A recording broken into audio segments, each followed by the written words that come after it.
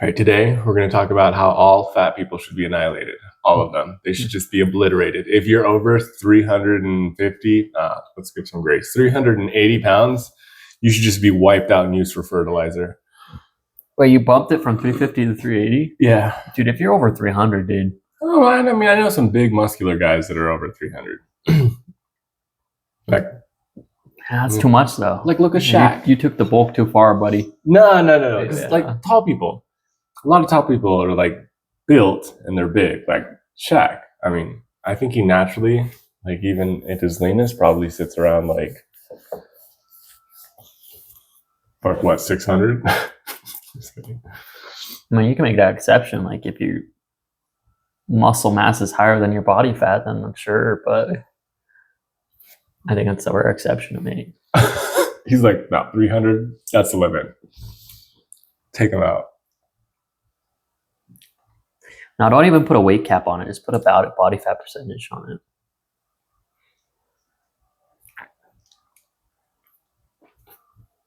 Or just like a simple test. Like, if you can't see your penis, you're done, dude. So all women are wiped out? Yep, let's get them. Get them all! That's a sad life you have to live in. It's so crazy. We were at the beach the other day. There's this guy. His family had set up this bench for him at the beach. It was massive. Kaylee looks at me. She's like, how much do you think he weighs? I was like, easily 500. She was like, I was going to get 600. I'm like, that's huge. It was massive, dude. It's like this side bench. And he's out and about? No, he's just sitting, filling out this entire bench that his family had set up. He's out of his house, right? Yeah. That's something. I'll give him that. Well, like I said, you look at society, and we're heading towards a Wall-E, iRobot type futuristic world where people just are becoming parts of their couches. Have you seen The Whale? Oh, I watched like 3/4 of it. Oh, shit. Yeah. I love that movie. Really? Yeah. I didn't finish it. Went to bed. Well, I mean, I love movies that are deep. Normally, I like movies that people question, and oftentimes people don't like because of like their ending or like just like the plot is weird. But I like the underlying like meaning of it, and I thought The Whale was extremely thoughtful. I mean, it got weird in some aspects because he was gay and weird stuff in there, but yeah. But in terms of he I don't remember what I liked about it. Well, he's just useless, and he literally orders pizza every day and just sits on his couch and useless. I mean, his daughter thinks of him as a piece of trash, complete waste. I mean, he even left his wife for some man. It's like a compile of like bad things of his life. Then towards the end, I think he figures out he could still find purpose, and that's at the end of his life. And I think that's why I liked it. It's because even though there was a compile of mistakes in his life, which is absolutely, he pretty much just wanted to die. It's kind of what I got through the 3 persons. These motherfuckers just want to die. At the end, he figures out, he's like, I can actually do something good still. Like, actually. And that's why the whole movie is he's trying to reconnect with his daughter and like help her and put her in a good direction and set her well off. And that's what life should be about, is even if you have a pile of worse things that happen to you, whether your fault or not, there's always room to turn around. Always way to make a difference and change someone's life for the better. I remember he had like saved up a bunch of money or whatever. He wanted it for his daughter, or he was going to give it to her. Something like that. I can't remember. Yeah.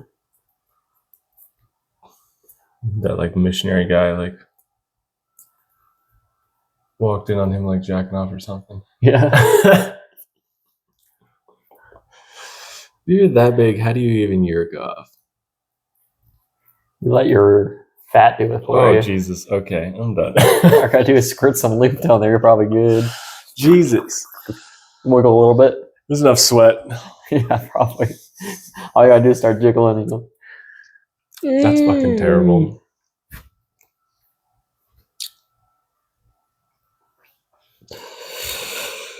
All right, what's the plan? I feel like at that point you're like not even. Is the dopamine even hitting? Maybe, I guess, technically. I mean, in what aspect? Like, because he was eating sugar and shit all day, so he's trying to Well, get that's the thing is you numb those senses. Like I was mentioning yesterday when we were recording, it's like an addiction. You know, that first high is always, but everyone after that is just less and less. And all you are doing is you're chasing that first high. You're trying to feel what you felt again, and it never hits again. That's why I love cutting, because you cut, and then you finally, you're like, I'm gonna cut out my cut. I'm gonna have like a day of maybe like when I came out of my cut and it was my birthday. I was like, I'm gonna indulge a little bit, and I think it tastes better than it would if I was just kept on indulging in that crap. But I don't think the dopamine is even. It's probably just rubbed dry on this dopamine. Because in that movie he was like, he had a drawer full of like candy. Like that drawer he had, like opened it up and had like Snickers and shit. I would compare it to like he's just yerking his dopamine sensors so much that he's just shooting blanks at that point. It's the analogy I would say. Well, there was this. I remember they talked about it on the Joe Rogan podcast. There was this girl that I can't remember what it was. Either she was in like chronic pain or something, but they hooked up these wires to her brain, gave her this button, and it was supposed to like help ease the pain. It was supposed to hit like the dopamine receptors, so it would, like give her a sense of like pleasure or whatever. And she came back almost brain dead, and she had a callus on her thumb after like a little while because she had just nonstop been pressing the button, and she hadn't done anything. She literally just stayed home, just press the button, and it was just like constant dopamine. And she came back. I've heard about this, yeah. Almost completely brain dead. It was this doctor that was running this experiment on it, trying to see if it would help people who were in chronic pain. And yeah, she just came back just basically retarded because she couldn't stop hitting that button. And it's crazy. She's just a gnarly callus on her thumb. Just from. It's gross. That's the world we live in. Like if it's that accessible, which it's almost that way. Like it's kind of close to that now because like you can just order food. I mean, but it's not that fast. Well, it's going to be more invasive and more personal as time goes on. I mean, we talk about this, and like I think, well, yeah, now it's just becoming more accessible. Before you're in your bed and your robot's feeding you your pizza. And then, but I would say even to go beyond that, I mean, I would think that would be considered the worst, but I think it would go beyond that to where literally, yeah, people are going to have things attached to their brains and stuff that was like, give me that dopamine. Yeah, feels good. And that's going to be the new drug, and that's going to be the new norm. And I think you're going to look at society in the future, and I think we're going to be just obese on our couches, and we're going to be zombies because we're going to be just numbing those senses and those pleasure senses and avoiding that pain. We're not going to try to be in any discomfort or any type of suffering whatsoever. Thus, there's no pain, there's no joy because we're numbing our joy and we're avoiding the suffering. And so we're just this zombie state sitting on that couch, just indulging in whatever is chasing whatever addiction we have. It's horrible. Dude, because I mean, at that point, you think about it, you're probably like watching something and then you're like, food, press a button, dopamine, press a button. Like you're just in this matrix where your body's like stagnant. And I feel like at that point, you don't even know that you're alive. You're just in this like mental video game.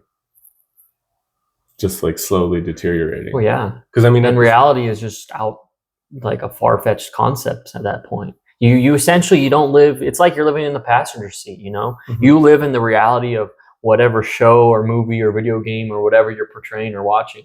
It's like, and you don't have a life anymore. Mhm. You're living in someone else's shoes, and you don't want to face the reality that you need to go and act and embrace discomfort. I think that's the sad future. I think that's what we're looking at. What if we're already in that? I think to an extent we absolutely are.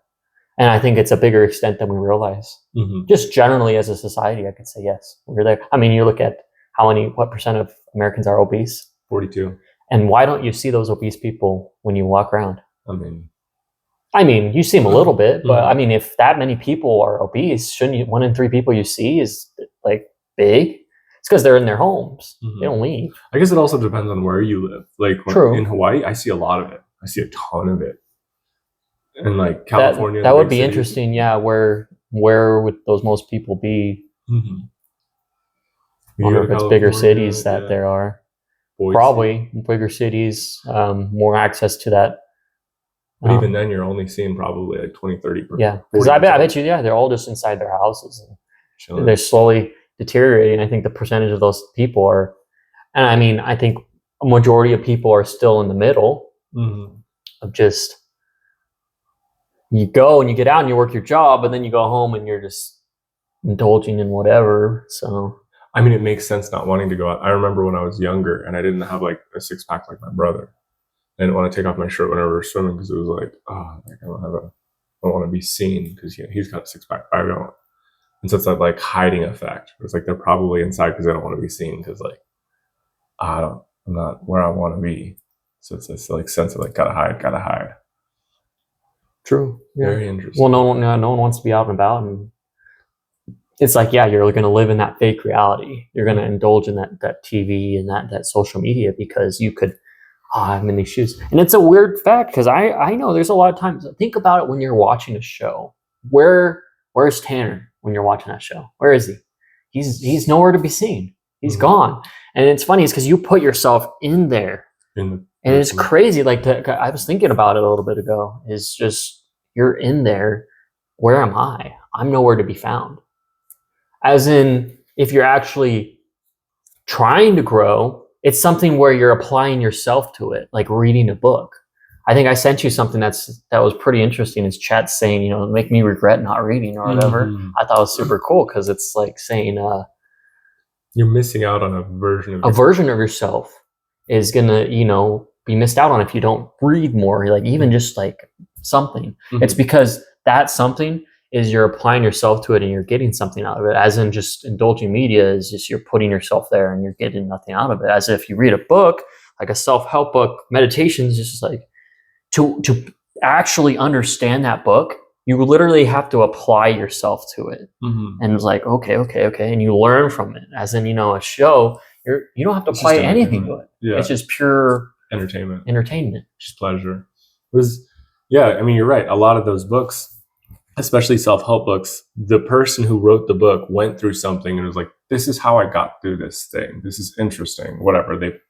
They are able to relay all of their all of their philosophies around it. Like this book, the reason why this book is so monumental is because, I mean, he could have had everything. He was living in the richest empire, and he was governing. He was essentially the king of this massive empire. He could have like liquor being barreled into his house infinitely. Like he was the richest, most powerful man of that time. And he lived among like the people. He would walk around and he had somebody stand behind him at all times. A man at all times that he had with him that would whisper in his ear, "You're just a man. You're just a man. You're just a man." And he would do the hard things. He would do the things that were difficult. He would embrace discomfort. And that's like why he's the father of Stoicism. It's like, you're just a man. You still have to do the, like, he could have had women nonstop. He could have just had sex all day, and he didn't. He like went out and did the hard shit. He went out and like built a beautiful kingdom, built the kingdom up, like helped the people. And it's crazy because like the majority of people who would have been put in that position would have chosen like a life of pleasure, and he didn't. Like he could have had endless pleasure for the rest of his life, and his kids could have taken over, whatever. But he chose like a very like controlled, strict life. he didn't like indulge in pleasure. Like he had his meals, but he lived amongst the people in a way. He was like intermingled with everybody. He did hard shit consistently. And these are all of his thoughts that he wrote down. Like all of the shit he wrote down. And you read it, it's like, this is the most powerful man, like arguably the most powerful man in history that like understood that pleasure is not the way. And he talks about it a lot, how like pleasure will lead you to like self-annihilation. It's fucking insane. And you read something like that versus like, watching a movie, fun little like, I mean, yeah, you can watch like Gladiator is a fun movie. You can kind of get some little story out of it, some little like moral or whatever, but you're going to get a million new like philosophies and ideas that are going to reconstruct your entire life. Yeah, that's the thing is you watch a movie and like that's where I like movies that, like we're talking about, I like movies that maybe you get something out of, have a moral lesson because you get something out of it. But that's the thing, you get one thing. Mm-hmm. We might get one thing out of a whole movie, which is, I mean, movies are cool, mm-hmm. shows are cool, like in moderation. Mm-hmm. In moderation, that's why I believe, pleasure can exist in purpose, but purpose can exist in pleasure. And so that's where, yeah, if you compare a book to a movie, it's crazy. Even it's the same plot, it's the same, like Harry Potter, mm-hmm. and then Harry Potter the movie, right? It's crazy how much more you can get out of the book than you can the movie. Mm-hmm. Because I don't know, it's interesting because the movie's so purely entertainment, as in the book is the whole experience. You're engaging into that experience, and it's just and reading and you kind of it's. I mean, wouldn't say. I'm trying to think because a book, yeah, I just think it's 10 times better. Mm-hmm. But I'm trying to put words to it. Why? I mean, I'd say they miss out on a lot of like the philosophies and like powerful quotes in the movies. Like the movies, they make it so it's supposed to be like, essentially it's very tasty to the mind. It's very like visually appealing. That's the goal. It's just to make it visually appealing.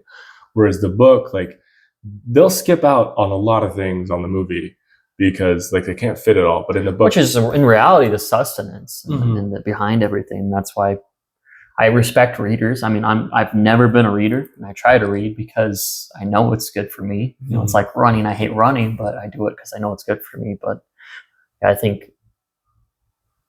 yeah, they take the good out of it. Essentially, it's like social media. It's hard to find good in social media because oftentimes for it to be pleasurable and indulging, they almost have to take the good stuff out of it and just leave the pure crap, which is hard. Why it's hard for people with actual sustenance to go somewhere, mm-hmm. because they don't have them doing stupid crap. They don't have them saying a bunch of stupid things.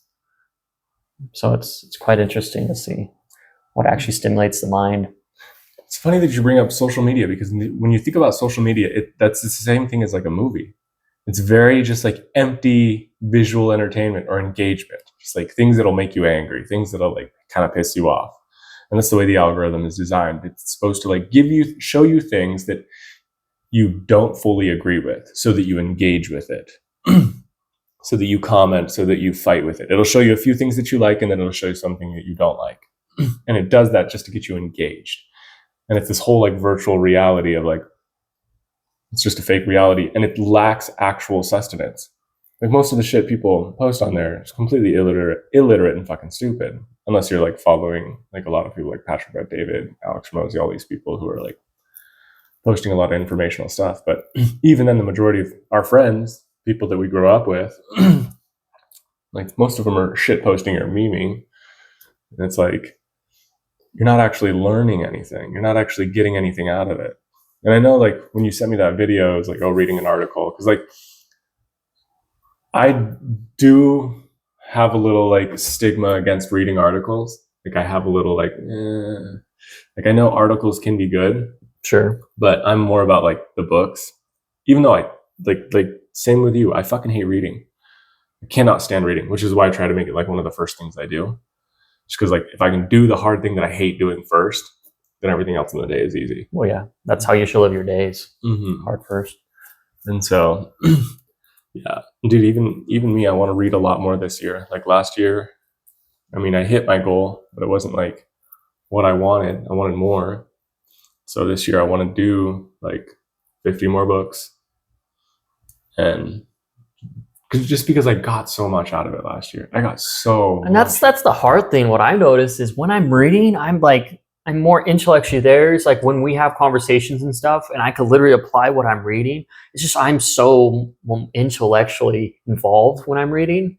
And I notice that, and I feel better when I'm reading. But what's interesting is it's so hard to read still. Mm-hmm. And why? You know, why do you see the benefit? It's like when you're exercising and you feel good and you feel that, but then I exercise is different for me because it's just a part of my life now. You've done and it I guess so many times. that's what I need to do with reading essentially.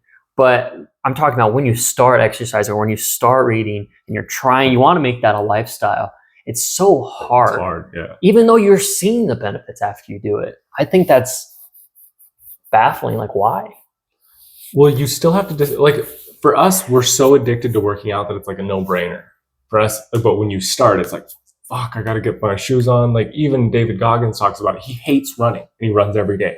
And he'll sit there in the morning. He talks about it. He's like, I will sit there and I don't want to run and I'll stare at my shoes for like 30, 40 minutes, sometimes an hour. He's had mornings where he didn't want to run so bad that he stared at his shoes for 2 hours before he's like, what am I doing? Just go run. And he like put the shoes on because he dreaded it so much. But think of like people who just start out, like it's hard to like do the thing. And for me, like that's how it was with reading. For years, I hated reading. People were like, you need to read more. I'm like, oh, the Bible's the only thing I need to read. I said that shit over and over and over. They're like, no, you need to read more. I'm like, oh, the Bible's the only fucking book I need to read.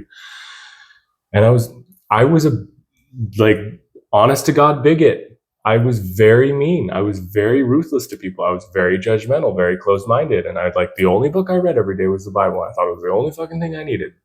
But I had read it so many times that it was just mind-numbing when I'd read it. I'd just like read the chapter, not really get anything out of it. Like, yeah, I'm reading the book, you know. That was a cool little, you know, snippet or whatever. And it wasn't until like I expanded into another book, which was still incredibly difficult to read. Like my first book after that was still very hard. It was only 80 chapters. It was about the chain. And it was like very simple, like 4 sentences, some chapters, literally 4 sentences. And it took me a fucking year to read this book that was short as hell. And I read that and I was like, whoa, these philosophies, like older than the Bible and some of the most truest shit I had ever heard. And I was like, wow. And I made my entire life about it. And I was like, this is so cool. And I was like, oh, okay, the Bible and this book are the only books I need, which is also bullshit. And I'm like, yeah, like the Bible and the Tao Te Ching, you pair them together, they're perfect.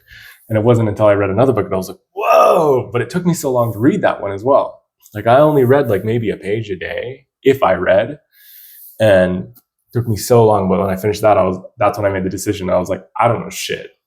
I don't know anything after I finished that like third good book, which was Conversations with God. And I was like, I don't know a goddamn thing. I don't know anything. Well, I think it's, and I believe this, and I've said this before, is you should read books conflicting to books you've already read, conflicting your personal ideas. Mm-hmm. You're stupid if you're not reading. Mm-hmm. You're really missing out on like the intellectual side of things that you can learn. Challenge your own beliefs, challenge your own ideas, open your mind to completely different philosophies. And if you're not, if you're not reading these things and learning about these things, you're gonna be missing out. So well, it's the same thing with like investing. Like I thought I knew everything about investing because like my dad invests. He read a bunch of like investing books or whatever. And I was like, oh yeah, like I know so much about investing. I got into like Forex and technical analysis, and yeah, I was good at it for a while, but like I thought I was like, yo, I'm really great at this shit. But I didn't have any like substantial sitting accounts that like had a good amount of money in it. I didn't know, like I didn't really know. And it wasn't until like even finances, I had no clue how finances actually, like I was like, yeah, like I think I'm good with finances. No, dude, I was fucking terrible with finances until I read the 2 books. The one for investing was The Psychology of Money. And that's where I was like, oh my God, I don't know dick shit about investing. This is crazy. And I looked at it, I was like, it's so basic. Like you read the book and you're like, why isn't this common knowledge? Like, why isn't it like I had a father, I watched hundreds of videos.